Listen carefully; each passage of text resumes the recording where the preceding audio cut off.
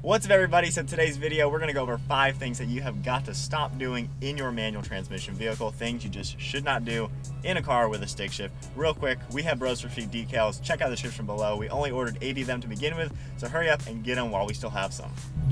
Number 1 on the list, when you come up to a stoplight and you're on some type of incline, rather than actually using your brakes in your car to make it to where you're not moving, do not feather the clutch on the gas, off the gas, and just roll forward and back. What that's doing is actually causing excessive wear on your clutch. It's just slipping your clutch itself, going from on and off. It's actually putting more pressure on the clutch spring with the throwout bearing, and you look kind of stupid. When I was 16, my first car had a stick shift in it. I thought I was super cool whenever I was on a hill, rocking back and forth. In my opinion, everybody around me was looking at me thinking, that guy is so cool, he's in a stick shift car. In reality, I looked like an idiot and nobody cared. Nobody who wasn't a car enthusiast was looking. And all the car enthusiasts that would have seen me doing that, they would have just been saying that guy is just wearing out his clutch. So when you're at a stoplight on a hill, use the brake. That is what they are intended to do. The brakes do a very good job keeping a car from not moving. Use your brake to hold yourself, and then when the traffic starts moving, then you may start and accelerate and move. But rocking back and forth, you're just wearing out your clutch and you look kind of dumb. And point number 2 on the list, when you come up to a complete stop, leave it in neutral, leave your foot on the brake to hold yourself. You do not need to keep the clutch in and keep it in gear the entire duration of the stoplight. All that's doing is putting excessive wear on your clutch pedal. Your throwout bearing is on the clutch spring. Holding it open, you're basically holding it expanded, wanting to engage, but you're holding it out. That's putting more stress than it's needed. There's really no point to do that. Keep your right foot on the brake to hold yourself at a standstill. Keep it in neutral, keep your foot off the clutch. Once the traffic starts moving, then go ahead, put it back into gear and start moving.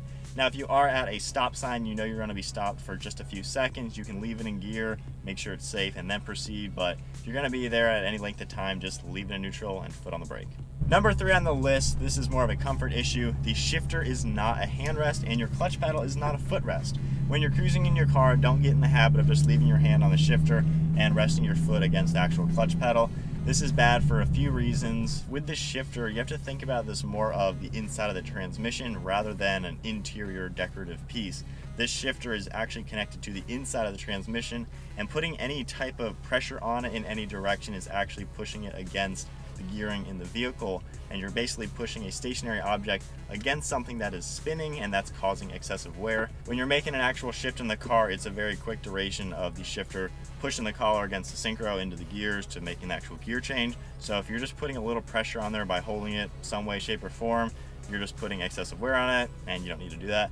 So with the clutch pedal, kind of the same thing. When you have your foot on it slightly, 2 things can actually be happening right there. You might be putting enough pressure on the clutch to actually be opening it up just a little bit, making the actual clutch disc slip a little bit. So you're just slipping your clutch and wearing it out prematurely. You don't need to do that. There's no point to do that. You're just harming your vehicle. And on top of that, putting a little bit of pressure there is putting the throwout bearing onto the clutch spring, and again, that's excessive wear, and you just don't need to do any of that. Next up on the list, when you're downshifting, get in the habit of doing some sort of rev matching. I've ridden with a lot of people who, whenever they downshift, they don't even think to rev match. So right now at 2,000 RPM in fourth gear, if I go to 3rd gear, the RPM needs to be higher. A lot of people, they push in the clutch. The car is now at idling right now. It's at 750 RPM. If I hurry up and dump the clutch, the car jerks. The clutch is having to slip a lot to now match the engine speed to the actual vehicle speed. And just like with the other points, that's causing excessive wear on the clutch. It makes it a jerky downshift, and it's just not a proper way to drive a stick shift. Rev matching is a very important thing when driving one of these cars. Whenever you're making a downshift, you want to blip it just a little bit. That way it's a very smooth transition, and when you're not doing that, it's a jerky drive. You don't look like you can drive a manual very well. It's causing more wear on the clutch pedal than needed, and just it's not the right way to drive one of these cars. Now, last up on the list, this doesn't even involve driving the car, but when you end up coming to a stop and parking your car, don't get in the habit of leaving it in neutral with your e-brake off. Now, you might think a 3,000 pound vehicle is hard to push, but actually anybody can push a car in neutral. It's really easy, and you never know, you could be parked somewhere, someone could even bump up against your car and it could start rolling down a hill if that flat surface you thought you parked on isn't as flat as you thought. So leaving it in neutral like that, anything could happen to where your car could then roll into a person or an object or something to cause damage, and you really don't want to have to deal with that. Always leave it in gear, either do first gear or reverse.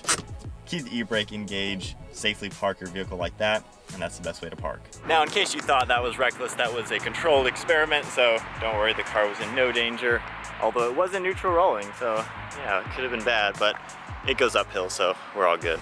Well, everybody, those are 5 things you should not be doing in a manual transmission vehicle. These cars are awesome for many reasons, and one of them is the fact that you control the transmission. You have so much more control over how the vehicle operates. It is a blast to drive, it's a fun skill, but if you do it wrong, you can cause damage on your vehicle, and that's just not a fun thing to do. So I hope you guys enjoyed the video. Be sure to give it a huge thumbs up, smash the subscribe button, stay tuned for plenty more videos to come. We'll see you all next video.